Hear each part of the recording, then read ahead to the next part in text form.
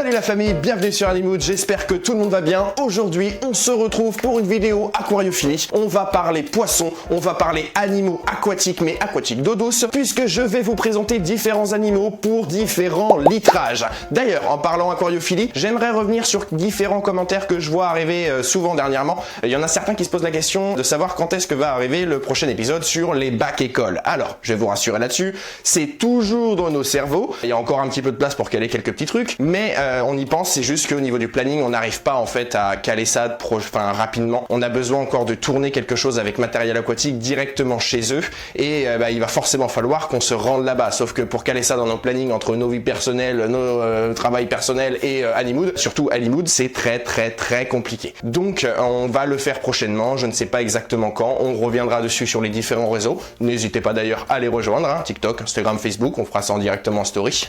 En tout cas, j'espère que vous êtes prêts pour découvrir différents animaux pour différents lettrages. C'est parti!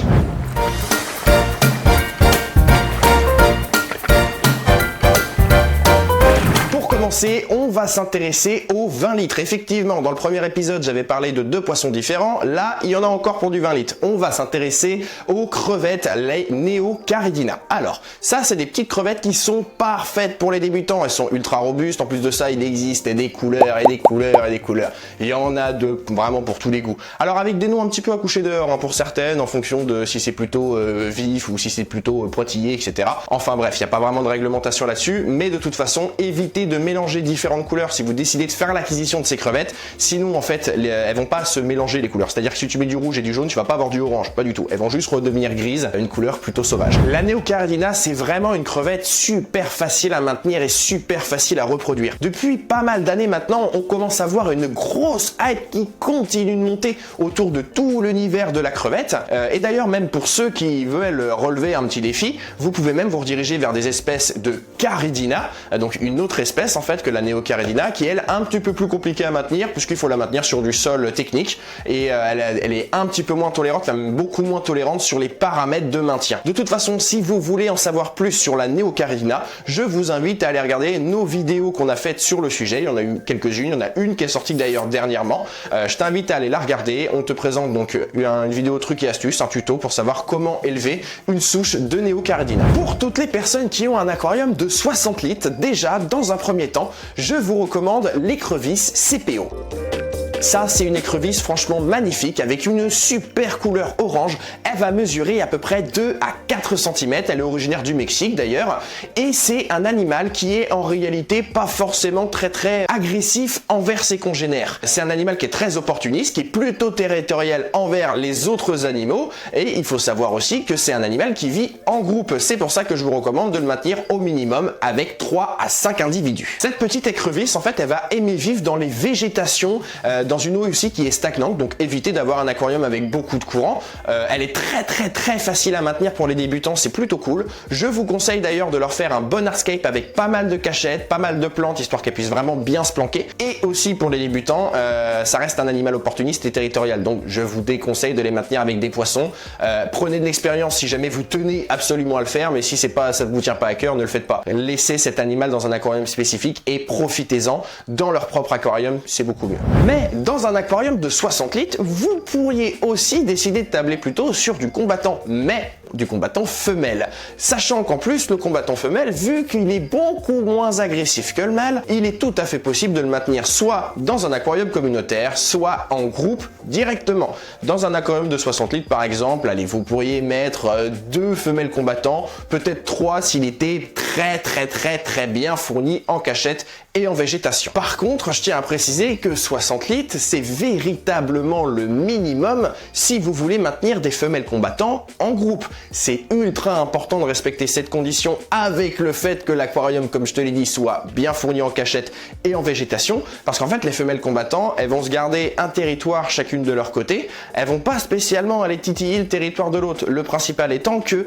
il faut pas qu'elles puissent se voir. Quand elles sont chacun dans leur territoire, il faut qu'il y ait assez de végétation pour casser la vue complètement et faire en sorte en fait que elles puissent pas se voir tout simplement. Ça évitera les conflits et ça te permettra à toi de pouvoir maintenir plusieurs combattants femelle ensemble. Et franchement, je te le dis, c'est plutôt cool. Par contre, le truc, c'est que je recommande pas forcément cette expérience pour un débutant.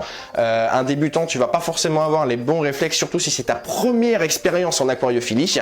Tu vas te casser les dents et franchement, je te le recommande pas. Mais sinon, par contre, ça reste vraiment un poisson super sympa. En plus de ça, aujourd'hui, grâce à la sélection, vous avez des femelles qui sont vraiment incroyable, que ce soit en termes de pattern ou en termes de couleur. On a fait une petite escapade au Mans la dernière fois avec Alban et Brian. On a vu des femelles combattants, franchement, elles étaient magnifiques. Donc aujourd'hui, il y a vraiment un gros travail qui est fait dessus et c'est ultra cool de pouvoir profiter de ça en fait aujourd'hui, nous, en tant que passionnés. Donc si vous êtes passionné par le combattant et que vous avez eu que des mâles, moi je vous recommande de faire votre expérience avec la femelle parce que c'est un petit peu dommage qu'il n'y a que le mâle qui soit mis en valeur alors que la femelle, il y a vraiment beaucoup de choses possible avec elle aussi. Bon, maintenant on va changer de gabarit et on va s'intéresser aux aquariums qui font 80 litres. Pour ce volume, moi franchement je te recommande de maintenir le Ramirezi. C'est un poisson qui vit en couple et que tu vas pouvoir maintenir avec d'autres poissons justement dans ce volume et ça va lui donner tout son sens parce que tu vas avoir un aquarium qui va être super animé. En plus de ça, c'est un poisson qui est ultra coloré puisqu'il va exister dans différentes sélections, soit avec des grandes nageoires, donc ce qu'on appelle une sélection voile, ou alors des jaunes, des bleus ou même des noirs. Il y a franchement une belle sélection qui a été faite avec celui-ci. Mais par contre, ça reste un poisson qui reste ultra fragile à cause justement de cette sursélection malheureusement. Petit détail quand même, si tu tiens absolument à avoir ce poisson, je te conseille de te rediriger vers un éleveur qui est passionné, qui contrôle parfaitement sa souche, puisque justement, comme je te l'ai dit, à cause de la sursélection, les modifications génétiques qui en ont découlé sont pas forcément tip top pour le poisson en lui-même. C'est pour ça que chez les grands éleveurs, les grands producteurs, malheureusement, c'est pas forcément aussi bien contrôlé et ils sont pas forcément même le temps à consacrer sur ce poisson-là en particulier. Et du coup, on a une souche qui est pas forcément top. C'est pour ça que va voir un éleveur passionné, tu auras un poisson de meilleure qualité quoi qu'il arrive. En plus de ça, c'est un poisson qui va mesurer à peu près 3 à 4 cm une fois adulte et qui est originaire d'Amérique du Sud. C'est un cyclidé nain en fait, tout simplement. Vous allez voir, c'est aussi un poisson qui a un caractère plutôt bien trempé. Ça reste un poisson territorial, donc évitez de maintenir bien sûr plusieurs mâles ensemble, on les maintient en couple, donc un mâle et une femelle. Et d'ailleurs, le mâle et la femelle ont la petite particularité carrément stylée de s'occuper de leurs petits pendant qu'ils grandissent. C'est-à-dire qu'à un moment de l'éclosion des œufs, déjà ils s'occupent des œufs, après que les œufs aient éclos, ils vont s'occuper de leurs petits, les protéger, les emmener manger, etc. jusqu'à ce qu'ils soient assez grands pour pouvoir se débrouiller. Franchement, je trouve que c'est une particularité ultra cool qui nous rapproche un petit peu de ce poisson, du fait que nous aussi on s'occupe de notre progéniture, de nos enfants, on les élève, etc. Eux font un petit peu la même chose jusqu'à ce qu'ils soient en capacité de pouvoir le faire eux-mêmes. Sinon, pour les débutants, alors c'est vrai, je voulais en parler par rapport aux débutants au niveau de ce poisson.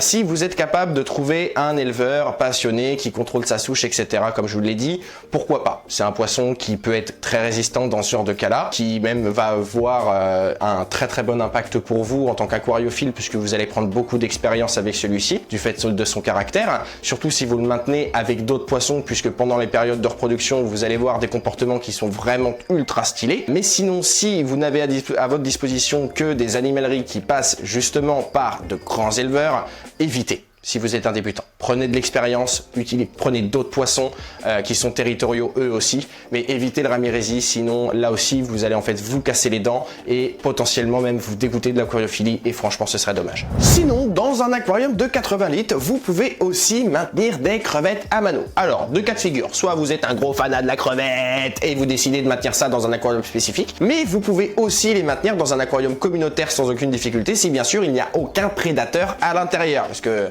faudrait pas qu'elle se fasse manger quand même, ce serait quand même dommage. Merde! Oh, c'est con ça! Ces crevettes-là, il faut savoir que si vous décidez de les maintenir dans un aquarium communautaire ou même d'ailleurs dans un aquarium spécifique, elles vont énormément vous aider au niveau du maintien de votre bac. C'est vrai qu'elles vont manger les algues, elles vont se nourrir en fait de tous les petits éléments qui peuvent polluer votre aquarium. Ce sont des détritivores comme on les appelle.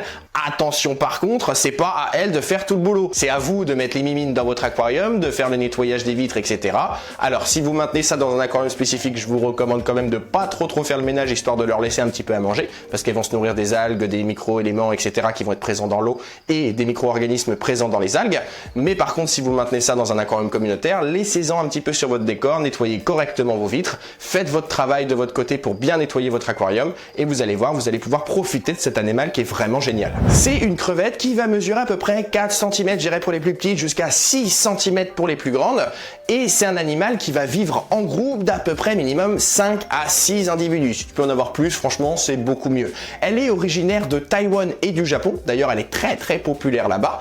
Et elle va avoir une couleur à peu près grise transparente. D'ailleurs, il faut savoir que la couleur, elle peut changer. Elle peut passer de plutôt grise foncée à transparente en fonction de l'alimentation qu'elle va avoir. Je vous conseille en plus d'avoir un couvercle sur votre aquarium. Alors, si vous avez un aquarium sans couvercle, là, éventuellement, ce que vous faites, c'est que vous baissez carrément le niveau de votre eau pour éviter que ce soit à ras-bord, parce qu'en fait les crevettes elles peuvent sauter involontairement de l'eau, c'est à dire que des fois en fait elles sont des petites frayeurs, un petit coup de hey, je te taquine et puis hop sursaut, et en fait elles vont battre de la queue très fort, se projeter en dehors de l'eau parce qu'elles étaient quasiment à la surface, et du coup elles peuvent franchement se projeter à je dirais 5 à 6 8 cm de hauteur, et du coup bah elles passent par-dessus et finissent par terre, complètement desséchées, à se titiller. C'est vrai que pendant un moment, on en avait retrouvé plutôt pas mal parce que il y avait le chat qui les récupérait, le chat d'Alban qui les récupérait et qui les ramenait. Je crois même une fois, il l'a ramené dans le lit. Enfin bref, petite histoire, petite story. En tout cas, faites très attention. Donc, il y a vraiment mettez un couvercle au mieux. C'est vraiment le top du top. Mettez un couvercle parce que très souvent, c'est des crevettes qui peuvent s'éjecter de l'aquarium et ce serait quand même dommage parce que écoute quand même un certain prix ces crevettes. Sachez par contre que vous n'aurez pas de reproduction dans votre aquarium. Elles ont la particularité en fait de pouvoir se reproduire en milieu saumâtre, enfin de devoir même se reproduire en milieu saumâtre. Les petits se développent en milieu saumâtre jusqu'à remonter le cours de la rivière pour aller vers une eau plus douce. Pour ceux qui ne savent pas, une eau saumâtre en fait c'est une eau qui va être mi-douce, mi-salée. Voilà, vous savez quand il y a une rivière qui se jette dans la mer, la partie où ça se jette, on appelle ça de l'eau saumâtre puisque c'est un mélange en fait des deux eaux tout simplement. C'est là-dedans en fait qu'elles viennent se développer jusqu'à remonter ensuite le cours de la rivière. Sachez que c'est un animal qui est complètement pacifique. Comme je vous l'ai dit, vous allez pouvoir le maintenir facilement avec d'autres poissons sans aucun problème, mais faites attention, je vous le redis, à ne pas la maintenir avec des prédateurs qui pourraient venir la manger. Bon, maintenant on arrive dans le bas de la liste des aquariums avec un litrage à 3 chiffres puisqu'on va s'intéresser aux aquariums de 120 litres. Dans un premier temps, je te recommande de maintenir forcément, puisque je l'aime bien aussi ce poisson, l'Apistogramma. Celui-ci, tu vas pouvoir le maintenir d'ailleurs avec un banc de poissons, c'est plutôt cool, c'est un petit peu comme le Ramirezi, ça va animer un petit peu ton bac, c'est un poisson qui va vivre en couple. Il va exister en plus de ça pas mal d'espèces, de couleurs différentes, ça va te permettre de pouvoir choisir un petit peu le poisson que tu préfères. Tu vas avoir quand même quelques petites différences des fois au niveau du caractère. Les Borelli que nous avons d'ailleurs, si tu veux aller regarder la vidéo, tu peux aller checker, tu vois, tu as un petit lien juste ici. Mais les Borelli que nous avons, ils font partie des plus pacifiques de tous les Apistogramma par exemple. Par contre, faites très attention à l'Apistogramma Cacahutoides. Celui-ci, il est très fragile, il supporte très mal les changements d'environnement à cause de la sursélection dont il a été victime malheureusement. C'est un poisson qui plaît beaucoup en aquariophilie, c'est un poisson qui a été très vendu pendant un moment et du coup il y a eu beaucoup de sélections qui ont été faites au niveau des couleurs, ce qui fait qu'aujourd'hui il est très fragile. De manière générale, on reste quand même sur un poisson qui est très territorial entre congénères et un petit peu moins avec les autres poissons qui sont plutôt pacifiques. C'est-à-dire que si tu mets d'autres poissons qui sont eux aussi territoriaux, là ça va partir en clash royal, mais alors violent. Par contre avec des poissons pacifiques, typiquement tu peux lui mettre des nez rouges par exemple, t'auras aucun problème. C'est des poissons qui vont parfaitement s'adapter à leur comportement. Évite de mettre des poissons de fond, c'est souvent des poissons qui vont traîner au fond de l'aquarium.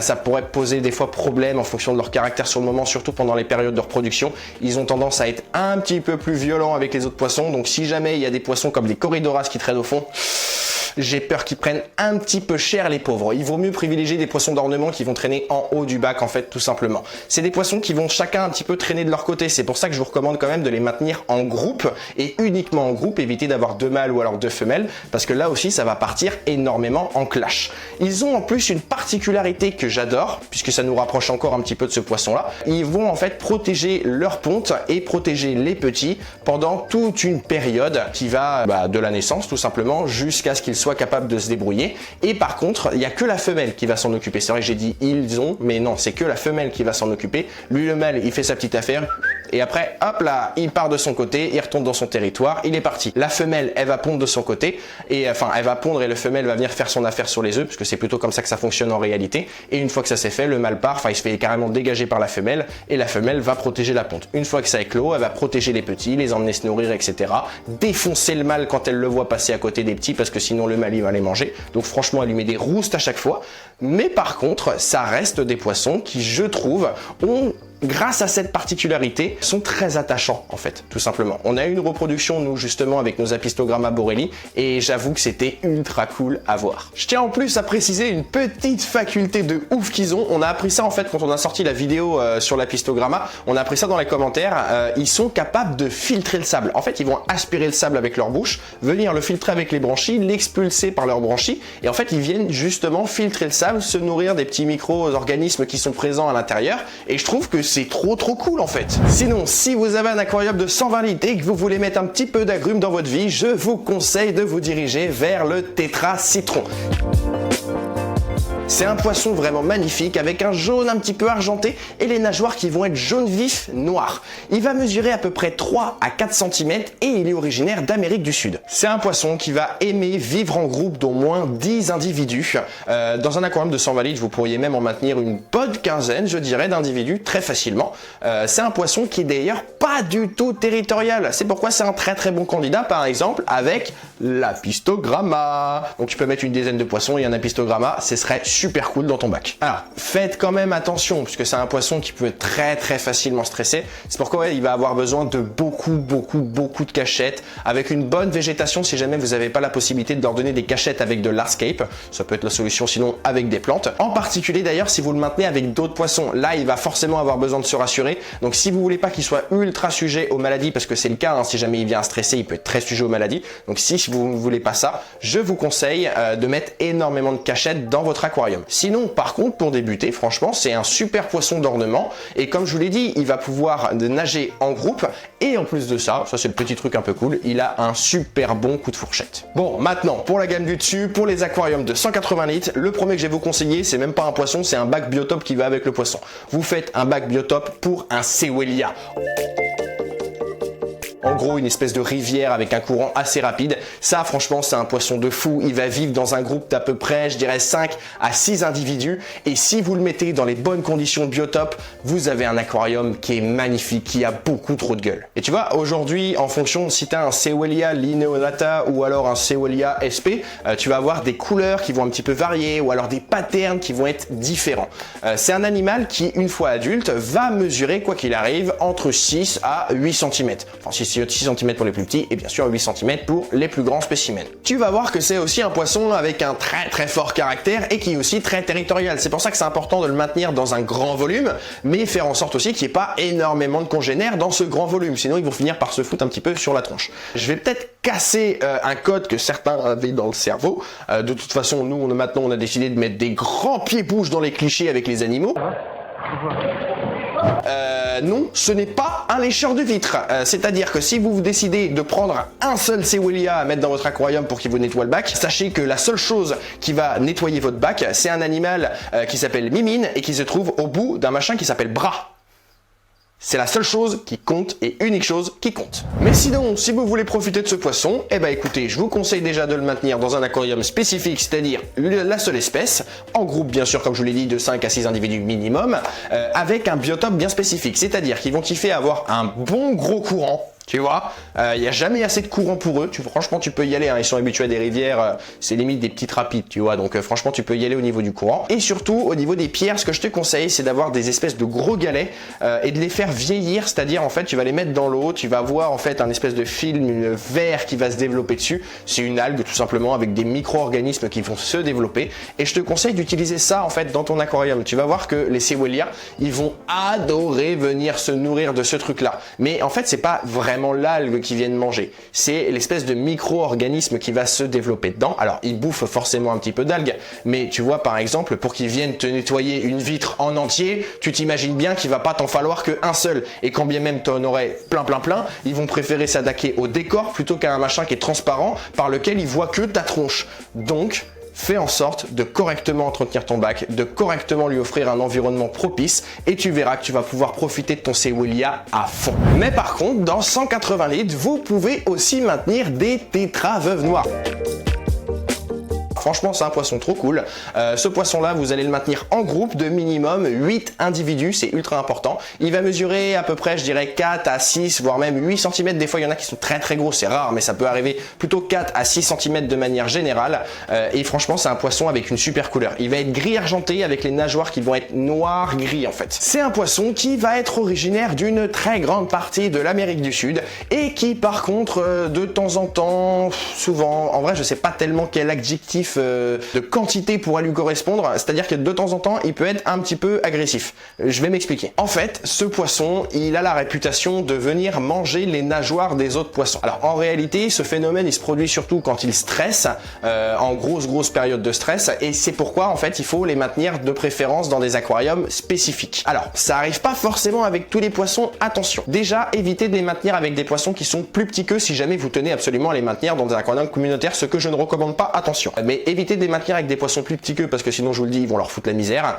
Mettez des poissons qui sont un petit peu plus grands ou alors de la même taille et surtout ne mettez pas de poissons qui ont des nageoires à voile. C'est-à-dire que l'escalaire, même si c'est plus gros, on n'en veut pas. C'est-à-dire que les guppies, c'est mort. C'est-à-dire que les femelles combattants, c'est mort, etc., etc., etc. Tous les poissons qui ont des nageoires à voile, on va éviter parce que sinon ils vont se faire bouffer les nageoires. Et franchement, ce serait dommage. Mais de toute façon, ce poisson-là, comme je vous l'ai dit, je le recommande uniquement en aquarium spécifique. Comme ça, au moins, on est sûr, il n'y a pas de doute. Bon, maintenant, on va s'intéresser à ce que j'appelle, moi, les mastodontes des aquariums d'appartement. Parce que si tu pars à plus grand, tu finis chez le voisin. On va s'intéresser aux aquariums qui vont faire de 240 à 350 litres, voire même à les 400 litres au grand maximum. Déjà, dans un premier temps, on va s'intéresser aux silures de verre. Je vous le dis, celui-ci fait partie de mes poissons de banc préférés. Il va avoir une tronche transparente, ce qui fait que, il a un peu une tête fantomatique, ultra stylé et j'avoue que c'est en grande partie pour ça que je le kiffe. En plus de ça, ils ont vraiment une manière de se mouvoir qui est, tu vois, un peu comme un serpent comme ça, même quand ils font du surplace. Franchement, moi je trouve ça ultra fascinant. Dans le commerce, tu vas surtout retrouver en fait deux espèces différentes. Le Cryptopterus minor qui va mesurer à peu près 7 à 8 cm, c'est surtout la grande différence en fait, c'est la taille, et le Cryptopterus biciris, si je file pas d'erreur, qui mesure 12 à 15 cm. Ils sont originaires d'Asie et vont vivre dans des groupes de minimum 8 à 10 individus. C'est des animaux qui ont un tempérament, mais alors ultra pacifique, ils sont pas du tout territoriaux, ce qui fait qu'en fait ils sont parfaits pour des aquariums communautaires. En plus ils sont ultra tolérants et ce qui fait que pour des débutants, franchement c'est un poisson ultra cool. Sinon, dans un tel volume de 240 à 350, vous pouvez aussi maintenir différentes espèces d'Ancistrus. Alors, quand je dis différentes espèces, c'est-à-dire que vous n'allez pas me faire un mélange d'espèces d'Ancistrus dans 350 litres, ça risque d'être une sacrée soupe, même si je pense que ça reste possible quand même, mais vous allez au moins pouvoir maintenir une espèce. Certaines peuvent atteindre une bonne grande taille, comme je pense à l'Ancistrus de l'Ecopterus, mais celui-ci, vous pouvez parfaitement le maintenir dans un aquarium qui va mesurer entre 240 à 350 litres. Et d'ailleurs, justement, de l'Ecopterus, il peut très facilement atteindre des tailles de 20 à 30 cm. Tu l'auras donc compris, on est sur des poissons qui sont quand même plutôt volumineux. C'est pourquoi ils ont quand même besoin de ce grand volume de flotte, en fait, tout simplement. C'est par contre, je tiens à le préciser, ce n'est pas un laveur de vitres. Non, parce que je tiens quand même à le préciser, mais c'est un poisson qui mange pas du tout d'algues en fait, donc ça sert à rien de le prendre comme lécheur de vitres pour aller me bouffer des algues. Il va en fait juste se nourrir des micro-organismes qui sont présents dans ces algues, mais il va pas manger l'algue en elle-même. Donc voilà, c'est pas un lécheur de vitres, le prends pas pour cette fonction. Et d'ailleurs, si vous ne saviez pas, c'est des poissons de fond. Donc vu leur gabarit, c'est des poissons qui sont aussi assez bourrins. Donc allez pas me le mettre dans un aquarium planté, vous allez vite le regretter. Il va tout vous retourner, vous allez être dégoûté. Donc pour vous éviter le problème, ne mettez pas de plantes du tout, comme ça au moins ça règle le souci. Vous pouvez mettre à la limite quelques microserum, des anubias, voilà, des plantes épiphytes. Elles vont réussir à tenir un peu parce qu'elles vont être un peu plus en hauteur et donc elles vont potentiellement éviter le gros mastodonte. Par contre, à l'intérieur de votre bac, je vous conseille quand même de mettre pas mal de racines, typiquement des racines de mangrove. En fait, l'Ancistrus, il va venir directement sur la racine de mangrove, il va venir la ronger. Ce qui fait qu'en fait, vous allez avoir plein de copeaux qui vont se déverser dans votre bac.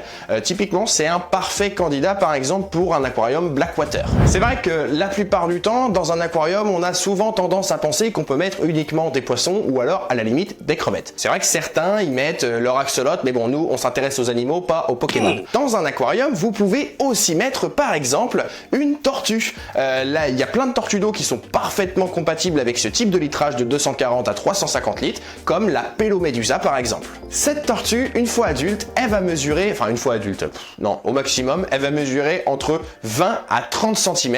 C'est un animal qui va avoir quand même besoin d'une surface, au moins une surface d'aquarium de 120 cm de long sur 50 cm de profondeur. 120 cm de long, ça donne à peu près le plan de travail qu'elle a, 50 un peu plus large. Il va aussi lui falloir une petite plage pour qu'elle puisse remonter et pas besoin de surcharger en eau. Une hauteur de 20 cm d'eau minimum, ça fait parfaitement l'affaire. Attention par contre à tous les débutants qui s'intéressent aux tortues et qui se sont mis dans l'idée de Ouah, je vais faire un aquarium avec plein les poissons, je vais mettre des trucs de fou dedans. non, non, non. Les tortues d'eau, il faut savoir que c'est des animaux qui sont omnivores, donc elles vont manger à la fois des végétaux, à la fois de la viande, mais aussi des poissons.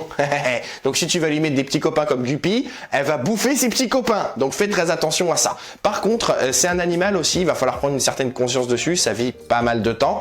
C'est un animal de mémoire qui va vivre au minimum une bonne vingtaine d'années, voire une bonne trentaine d'années. Donc prends-en conscience si tu décides de l'acheter bébé. Sachant que dans le commerce, je préfère te prévenir tout de suite, la plupart du temps, tu vas la trouver bébé, elle va faire 5 cm, elle va grandir au fur et à mesure du temps, mais c'est pas parce qu'elle fait 5 cm et que tu as un aquarium de 350 litres que tu vas te dire, vas-y, je peux en mettre 5. Non, tu la mets toute seule dans ce volume-là, ce sera largement suffisant. Si tu veux en maintenir plus dans un aquarium, pour moi, c'est pas du tout faisable. Je te conseille par contre de la mettre en extérieur dans un bassin avec un petit accès intérieur au cas où pour l'hiver, parce que malgré que ce soit une tortue d'eau sous la glace, elle a du mal, elle vit en Afrique, hein. La glace, elle connaît pas trop dans son habitat naturel, mais par contre, dans l'extérieur, c'est tout à fait possible avec un bassin par contre. Et bien sûr, pour finir avec cette petite liste que nous vous avons concoctée, que nous vous avons mijoté, préparé, cuisiné, tout ce que vous voulez, on va finir toujours avec un mastodonte, mais quand même de taille raisonnable. On va parler de la crevette bleue du Gabon, un véritable mastodonte pour une crevette, surtout dans un aquarium de ce volume,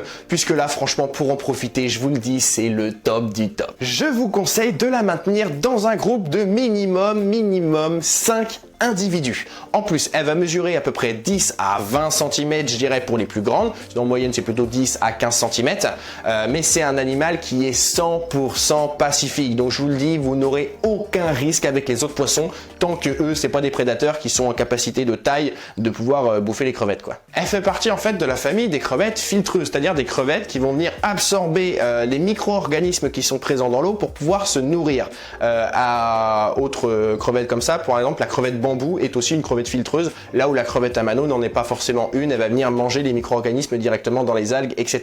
Bon, voilà, c'est deux méthodes différentes, mais ça reste quand même des détritivores. C'est un animal qui va être ultra robuste, et franchement, pour les débutants, je vous la recommande à mort. Par contre, ça vit quand même une bonne dizaine d'années, donc faites très attention à leur fournir un environnement adéquat. Avec celle-ci, je préfère vous le dire aussi, vous n'aurez pas de reproduction. Elle fait partie des crevettes migratrices, c'est-à-dire qu'en fait, pendant la période de reproduction, elles vont descendre direction la mer, pouvoir en fait se reproduire en milieu saumâtre, développer les petits en milieu saumâtre pour ensuite remonter dans une eau qui va être beaucoup plus douce. Elle est originaire d'Afrique, cette grande crevette, et franchement, si vous souhaitez la mettre en valeur dans votre aquarium, vous pouvez la mettre dans un aquarium spécifique, vous aurez droit à de super interactions entre congénères. De toute façon, il faut savoir que les crevettes, c'est des animaux qui sont 24 heures sur 24 actifs. Ça dort quasiment pas, je crois même que ça dort pas du tout les crevettes, donc c'est tout le temps en activité, c'est franchement trop cool. Mais en aquarium communautaire, je dois dire que ça permet de donner un petit peu d'animation supplémentaire avec des poissons, et ça aussi c'est plutôt cool.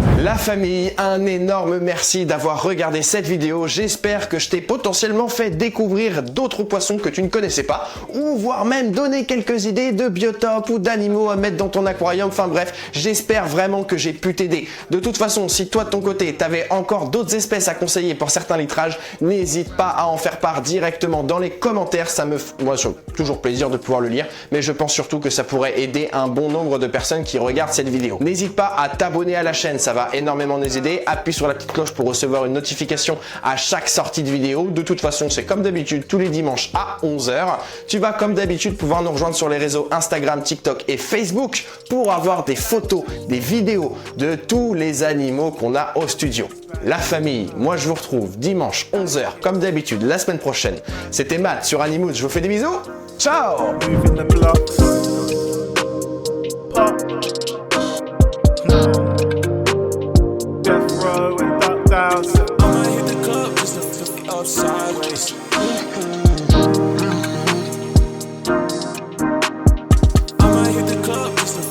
Sideways.